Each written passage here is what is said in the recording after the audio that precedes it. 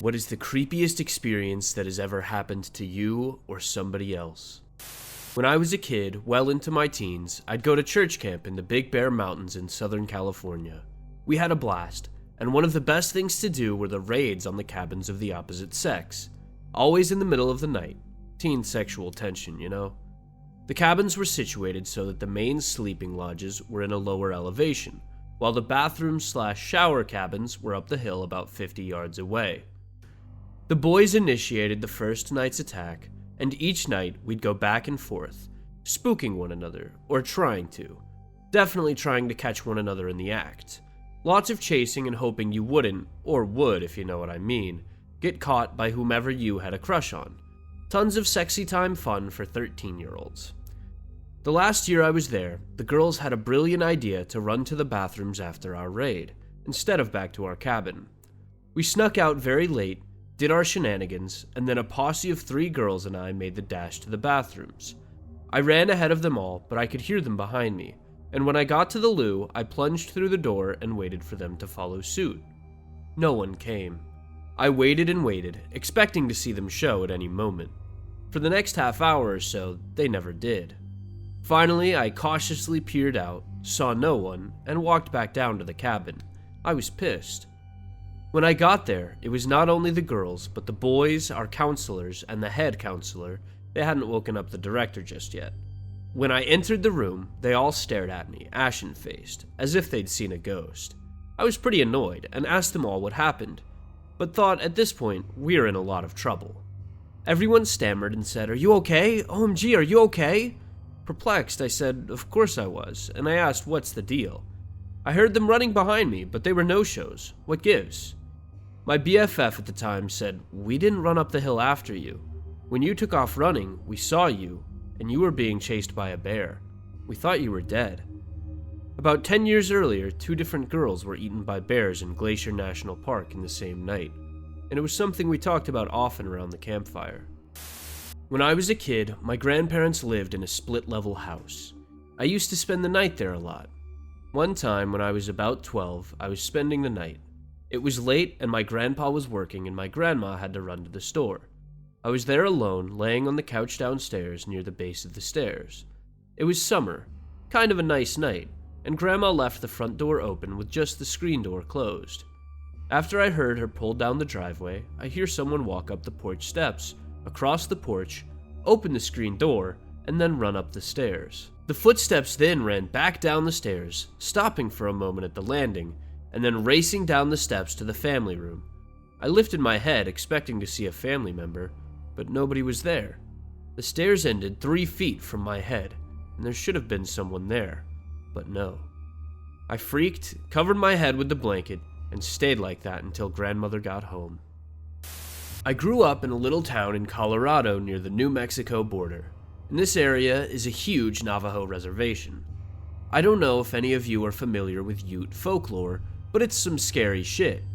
I had several friends who lived on the res, and one family in particular was starting to get really worried about living in the small town on the reservation.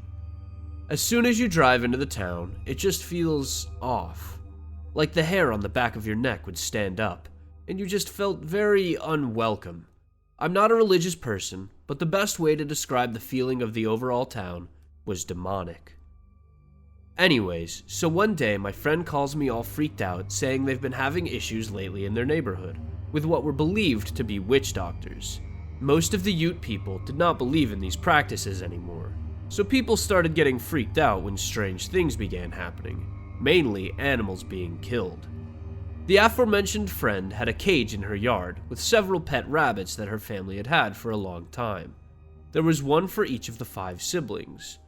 Well, one morning, they found all the rabbits scattered across the yard, decapitated. The heads were nowhere to be found, only the bodies. At first, people thought it was coyotes, since they are prevalent in the area, but it happened to several animals over the course of several months, and the heads were always the only thing taken, which is not like a coyote, or any other predatory animal for that matter. Nobody ever found out what happened, but most people believed that somebody or several people were using the animals, mainly the heads, in some type of ritualistic witch doctor type of ceremony or something. This happened when I was a little kid, roughly 7 to 8 years old. I'm 24 now. It was getting late, but I wanted a drink of water before bed. As I walked into the kitchen, everything seemed normal. I got my water and began to drink. As I gulped down my water, I heard a commotion in our garage. I went out to check what the commotion was, but I couldn't see anything, just our empty garage. I went to get my mom and let her know what I heard. As I started to walk out of the kitchen, I heard something I shouldn't have. I started hearing voices. Looking back, I'd estimate around 5 voices at the time. They were arguing about being quiet and not knocking stuff over in the garage. I was scared out of my mind, but for some reason I couldn't help open the garage door to take another look. I opened it as quietly as I could. As I peeked in, nothing. Nobody there. I closed the door, and sure enough, I heard the voices again. This time talking about how close I came to finding them. I ran and told my mom everything. I was expecting her to tell me that I was imagining things, and to go back to bed, but no, she just kept staring at me with terror in her eyes. She told me, "Hurry, run to your room and pack a bag." I did just that, no idea why or for what.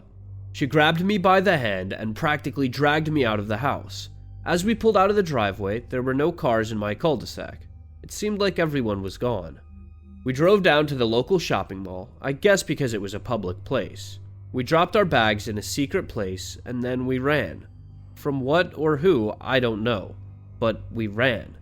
As my mom pulled me by my arm, my slipper fell off, and I was running through a muddy field in my bare feet. We ran through sticker bushes and brush until we finally reached the other side of the field at a hotel. My mother told me to stay low and hide in the brush as she ran in to make a call. Several minutes passed by, and we gathered our things. She dropped me off at my dad's for the rest of the night, while she went and stayed the night at the hotel. That night, I don't think my dad got any sleep. As I laid in bed, this uneasy feeling swept over me. I looked up as I see a silhouette of someone outside my door as I end up passing out due to exhaustion. To this day, my mother refuses to talk about it with me, insisting that she doesn't remember. Bear with me, I'm not insane. I woke up in the middle of the night and there was a shadowy figure standing at the foot of my bed staring at me. This wasn't an intruder in the normal sense. It was made of something darker than shadow, and its form was outlined because it seemed to absorb the tiny bit of light in the room. For some reason, I knew it hated me and wanted to hurt me, but I was completely unable to move, so we just stared at each other for who knows how long. Then it started moving on all fours kind of sideways over my feet and legs across my body. This was especially terrifying because it was slow and deliberate, and its limbs were grotesquely long on an otherwise emaciated body. When it got to my chest, it thrust its face in front of mine and started pressing down on my chest like it was trying to stop my heart. All of a sudden, it was just gone and I could move again, but I still felt a massive pressure on my chest like I was having a heart attack. I didn't sleep for the rest of the night. The next morning, I tried to research this thing and found out it was something called a shadow man or a shadow visitor, and people had been having encounters with them for years. But the logical explanation for this is sleep paralysis. I dreamed up the whole thing. But I was dreaming that I was in my bed while physically also in my bed, so I wasn't able to differentiate the dream from the reality, or notice when the dream started/stopped. Of course, the horrifying demon shadow disappearing is a good indicator of when it stopped. The pressure I felt in my chest was just really intense fear, and because you sometimes get that tightness in extreme circumstances, the dream just kind of worked it in. I should start off by saying my brother is not only a military man, he's your basic hetero, never let them see you cry cliché of a military man. He's not afraid of anything, well, except for the entire country of Japan. This is his story. My brother joined the Marines when he was 18 and was stationed in Japan. He really enjoyed his time there for a while, the girls specifically. He made friends with some of the Japanese guys his age who worked around the base. On nights where him and his soldier friends had the night off, the local Japanese guys would show them around, bring them to bars, introduce them to girls, etc. One night, after a little drinking and no luck with the girls, the guy invited my brother home to play some video games. My brother accepted the invite because he had shit else to do, and they played video games for a few hours. During this time, he tells my brother the main reason he wanted to get home early was because his little sister had been suffering from night terrors, causing her to wake up screaming, crying, and sometimes vomiting. He was worried about her, and he wanted to be home just in case she had an episode. At this point in the story, I should explain how this guy's house was shaped. The house was built in the shape of a horseshoe, with a garden in the middle. His bedroom was at the very edge of one side of the U shape, and his sister's all the way at the other end. So they're essentially across the garden from each other. If he looks out his window, he can see into hers, and vice versa. So anyways, they decide to call it a night, and the Japanese guy walks over to the window to look across the garden into his sister's window to check on her. He lifts the blind and peers out for a fraction of a second before jumping back, screaming, and looking at my brother like he just saw something horrible. My brother then goes to look, and he stops him. He tells him he saw a dark cloud with red eyes hovering over his sister's sleeping body. My brother naturally does not believe him and decides to look for himself. He creeps quietly over the window and lifts the blind, but this time he finds himself eye to eye with what he describes as a dark black puff of smoke with a face. My brother and this other guy admit that they both got under the guy's covers and stayed there until it was light outside, too afraid to lift the blankets and see if the smoky figure had come a little closer and was in the room with them, just on the other side of the thin sheets. I don't know what to believe, or if maybe they drank more than what they said they did that night, and they imagined it all. But I know my brother believes in what he saw. He sticks to his story, and when he tells it, he looks like someone who saw something truly sinister. When I was a kid, my brother and I would get stuck with babysitting the neighbor's kid. His name was Alex. Alex was really fond of my Lego set that I had in the corner of my room facing the window. He would play for hours while my brother and I would play video games in the living room. So one night, when I fell asleep on the couch while babysitting, my brother came to me and said, "Alex is under your bed, and he's shaking." I asked, "What's wrong with him?" My brother told me to follow into the room and try to talk him back out from under the bed. I go inside and find him on the verge of tears as he was trembling profusely under my bed. I asked, "Alex, what's wrong? Why are you under there?" Alex whimpered, "Him?" while looking at my sliding closet.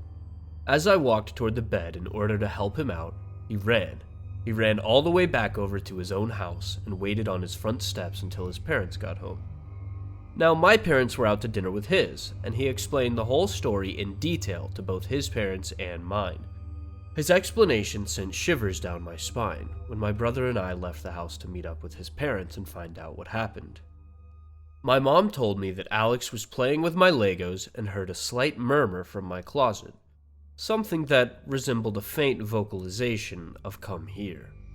He said that he looked behind him and noticed the closet had a slight opening, with a light peering in from my lamp. He stared at the crack until he saw an eyelid open. He told us that there was a man in my closet. Alex then hid under my bed after he gave out a slight yelp, which attracted my brother's attention. My family rushes back into my house and into my room.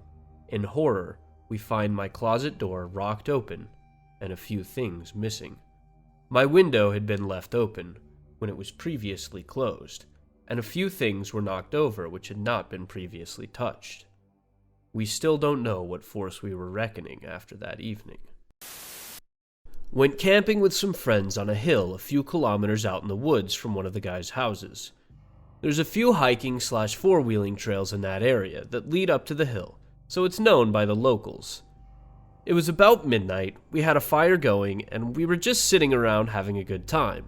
Then one of the guys, there were 4 of us, sitting opposite of me, yells, "Who are you?" I turn around, and there's this man, about 6 feet tall, staring at us from the edge of the woods with a big rock in his hand. One guy knocked an arrow in the compound bow we had. The guy across from me grabbed the hatchet, and I pulled the knife off my belt. We had no clue what we were doing, but the guy wouldn't say anything to us. He eventually just backed into the woods. No sleep was had that night, and we kept a very large fire going. I rented a cabin for a week with my significant other. First night there, we had spent the day visiting her family, the actual reason for our trip. Then we had dinner. She got pretty wasted. We get back to the cabin. I carry my significant other inside to find all our bags opened and dumped onto the floor. This set me into panic mode. I hadn't been drinking, and I routinely carry, so I pull out my gun and sweep the house. I check every room, closet, even under the bed. Nothing. My significant other is still fast asleep, so I check our stuff over and there's nothing missing. It had just been dumped onto the floor. So I look around some more. All the windows are locked. The back door was even deadbolted. It just really bothered me that there was no sign of a break-in. I know I locked the place before I left, so either someone else had a key to the cabin, or whoever it was still inside. Either way, I didn't think I'd do much sleeping. It was too late to make other arrangements, and considering that most likely there wasn't anything to worry about really, we had been gone all day from 9 a.m. to midnight. So odds are, whoever it was that did that, it was probably way earlier in the day. But still, I couldn't shake it. I went in and covered up my significant other, used the bathroom, set up a rocking chair facing the front door, with my hand on my gun in my lap, and I started to watch.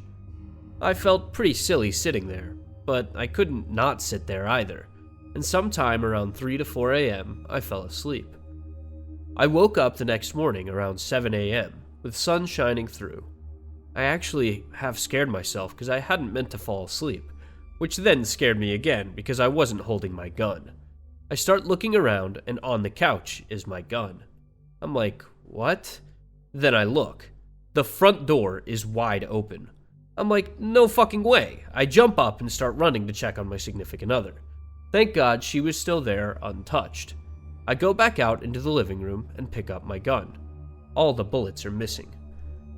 I go outside and look around. Car and everything is still there, no signs of anybody around. I walk back inside, look in the far corner of the living room, and I see the corner of the main living room rug lifted up. I investigate. It's covering the opening to the crawl space. That means this guy was in my cabin the entire time. I must have pulled up and caught the guy in the act. He thought fast and hid in the crawl space, then sometime during the night, crawled out, disarmed me, and walked right out the front door. Hanging out at my girlfriend's house, just the two of us and her dog, summertime Saturday night, watching TV. She had a chow, very loyal dog, but not at all affectionate. We're on the couch, dog asleep at our feet. The house starts to feel really cold. Not so odd since she liked to keep the AC cranked up really high, but it started to get uncomfortably cold. So I checked the thermostat, which read normal, but obviously wasn't right, as the temperature inside the house was clearly plummeting. It felt like it was in the low 40s, high 30s, rather than the 70 or so it should have been. Around that time, as we're trying to figure out the drop in temperature, the dog gets up from being asleep, walks around the room, and then faces the wall, fur blown out and standing up along her back, snarling at absolutely nothing. Girlfriend tries to calm the dog down with no success. He's full-blown growling now, at a blank white wall. We hear a car in the driveway, which we figure is her roommate arriving home from work. If anything, the house is even getting colder. Dog's still going apeshit, we hear the car door slam shut, then a moment later, it opens and closes again. The car drives away. At this point, girlfriend and I start discussing how we're both having these intense feelings of sadness, fear, and foreboding, like something horrible is about to happen. The dog goes into retreat mode, whimpering and trying to crawl up onto the couch between us, something she had never ever done before. These feelings of dread only seem to be intensifying, and we agree that we absolutely must not spend another moment in this house. I pick up the dog, who by this point is trembling and whining, and we make a break for the front door. Step outside and it's like walking into a furnace, relative to the cold inside. I jump in my truck and drive like it's a NASCAR race to my apartment. By the time we arrive, the fear had completely dissipated. The dog was acting normally. All was well. We spent an uneventful night, went back the next morning, and everything was fine. We spoke to her roommate, who told us she arrived home from work and started up the sidewalk to the house. and was overcome by this feeling of terror and knew she couldn't enter the house. She didn't know why, she just knew that she had to get away. She spent the night at a friend's house. We were visited that night by something none of us can explain. All I know is that I've never been so terrified or creeped out in my entire life. New Year's 97 to 98, I went to New York City for the whole Times Square showdown.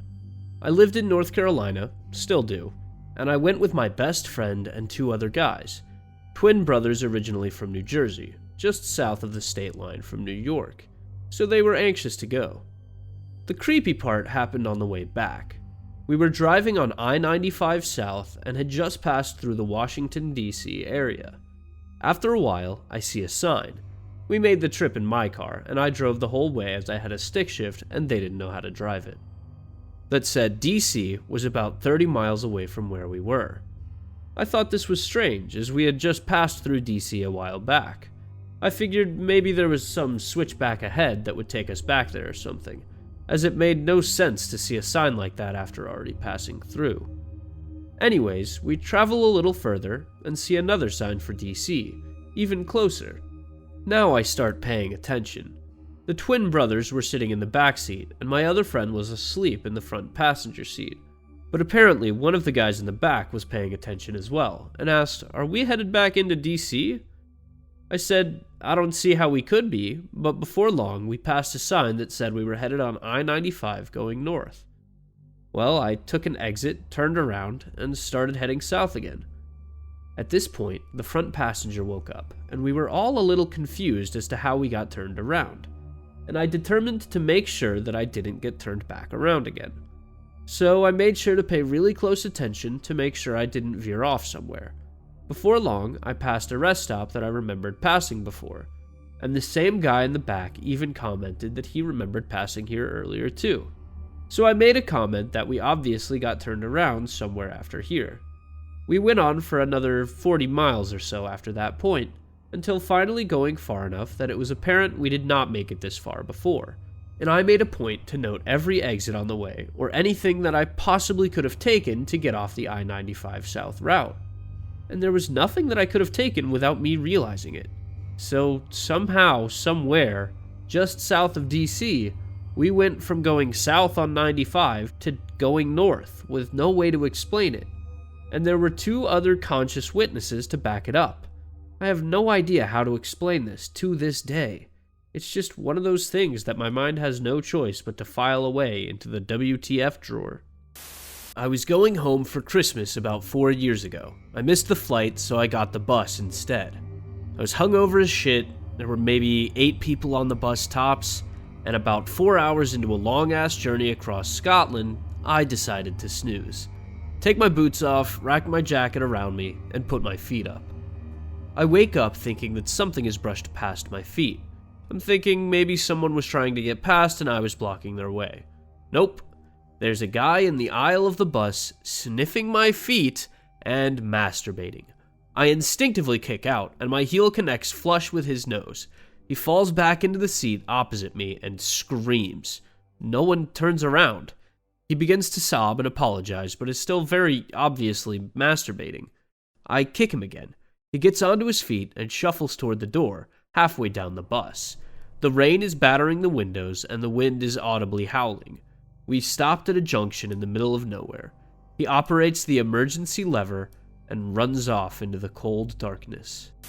I got married in November of 1995, gave birth to my daughter in September of 1996. My husband became a drug addict in 97, and by 98, beating me and stealing money was normal. I wanted a divorce, but I came from a traditional immigrant family where that just wasn't allowed. I tried to get my tubes tied, but was told no, due to malpractice regulations, so until I'm 30 or 3 children, that's off the table. I was on the pill, but we barely had sex, unless he was extorting me. Sex or no grocery money. The pill failed in 2000. I got an abortion. Driving in the car with my 4-year-old daughter, she's talking in the back seat. I look in the rearview mirror, and she keeps turning to her side and talking as if someone's near her. Haha, I can't wait until you come. I ask her if she has a pretend friend she's talking to. She looks up at me in the rearview mirror reflection and very seriously says, "No, Mama, I'm talking to Baby J." I said to her, "Oh, you have a friend named Baby J? What's that short for, Jane?" "No, Mom," she slaps her forehead, which I smiled at because I thought it comical, but she wiped that grin right off my face. "Baby J is my brother that died, but don't worry, he'll come back," he says. Freaked me the fuck out, but I tried to let it go and just forget. In 2005, I finished my degree. I found a job and got myself ready to leave my husband, finally, after years of trying. We slept together once that year, during Christmas time, when he was acting like a human being because of the holidays. I was on Depo Provera. I go to the doctor on my 30th birthday and find out I'm pregnant, 6 months along, with a boy. I come home shocked. My stupid husband tells me he's cheating. No shit, it's evident by your crappy behavior. Just another abuse in a long line of them. I cry that I'm too far along, and I was just hoping to leave, and now this shit is dropped on me. Will I ever get away? Blah blah, etc, etc. I tell my daughter the next day that Mommy and Daddy decided we'll live in different houses. She knew it was a long time coming. He'd abused me in front of her. I try to console her that the family will change, but grow, because a sibling is coming. She tells me I will name him Julian, because he's Baby J. I didn't even finish telling her the sex. It freaked the living fuck out of me. My daughter has always been eerie in knowing shit before it happened and talking to people that weren't there. People who died in our family she should not have known about. I'm a hardcore atheist too, so it's all the more mind-warping for me. In high school, I worked weekends at a nursing home as a kitchen aide. After lunch and dinner prep were done, we'd have a few hours where there would be nothing to do, so I'd help out housekeeping. Now this nursing home is in a mansion in southeast Massachusetts that was built by a large cranberry tycoon early in the 20th century. New resident wings were added to the original structure, so the kitchen is in the basement, which is essentially a long L-shaped hallway with the kitchen, a dining room, a hair salon, and activities room branching off of it, along with a couple storage closets. Part of my job was to sweep and mop that hall. I'd start at the activities room, work towards the kitchen, turn the corner, and continue to the end. At the opposite end from the activities room was a laundry room. There was a set of heavy double doors and a ramp that allowed the nurses to get the carts of laundry into the hall. Next to the laundry room is a little niche that leads to a stairway. That niche would be the last thing I'd mop. So one day, a few months after I started working there, I'm mopping in front of the laundry room door, and I hear a laundry cart coming up the ramp. I step into the alcove so I'm out of the way, and as I turn back around, the laundry room doors swing open pretty forcefully. But no nurse, and certainly no cart, comes out. The sound of the cart rolling continues down the hall and fades at the bend, and I promptly book it back into the kitchen, where my coworkers tell me it's happened to all of them at least once. They all had some spooky stories to share about that nursing home.